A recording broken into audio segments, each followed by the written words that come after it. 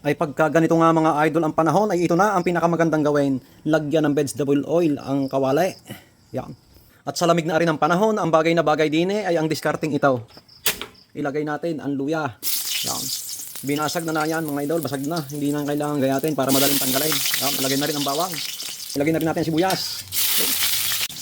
Haluin lang natin maigi at kaunting oras lang ay pwede na natin isapaw aring ating are. Ayan, at dahil nga ganyan na, nakulo-kulo na, ilagay na natin ito. Oh, ay suwabing-suwabay. Ng bagay na bagay. Basta ko na may alam niyo na kung bakit ako naggagarna eh. Ay husay na husay are. At habang magsasangkot sa ay para lumasang maigi, ilagay na nga po natin ang pampalasa. Lagyan natin ng paminta. Bukod sa may luya, may paminta. Ayan, at ilagay na rin natin mga idol ang kanyang nor chicken cubes.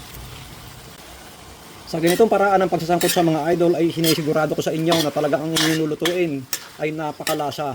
At ari nga ay maya maya ay pag nasangkot siya ay makikita nyo bagay na bagay sa taglamig. Lalo't garning malamig ang panahon at nag-uulan. Sangkotsahin natin maigi para talab na talab sa laman ang lasa. At sa kanyang pagsasangkot sa mga idol ay mas maganda na isabay na natin dito ang papaya. Oh. Isabay natin sa sangkotsa para malasang malasa ang ating lulutuin. Haluin natin maigi para sama-sama siya masangkot siya. Ito talaga mga idol ang bagay na bagay pagka ganitong taglamig. Talagang umuulan-ulan.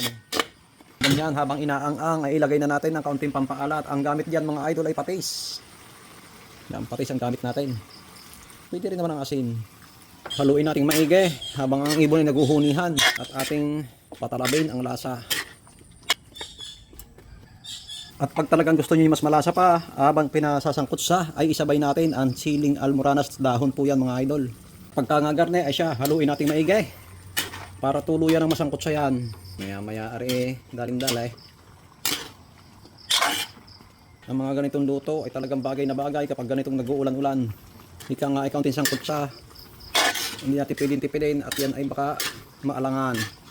At kapag ganyan sangkutsado na mga idol ay pwedeng-pwede na natin yan tubigan. Ayan para may sabaw. Ayan, at pagkatapos nga po mga idol ng ilang minutong kuluan ay okay na. Pwedeng-pwede na. Pwede na natin tikman.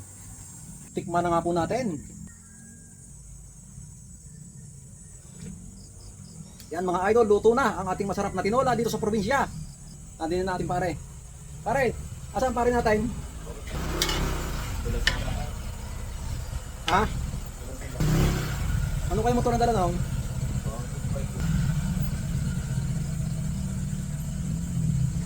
Pare, ikaw nga tumimos din eh.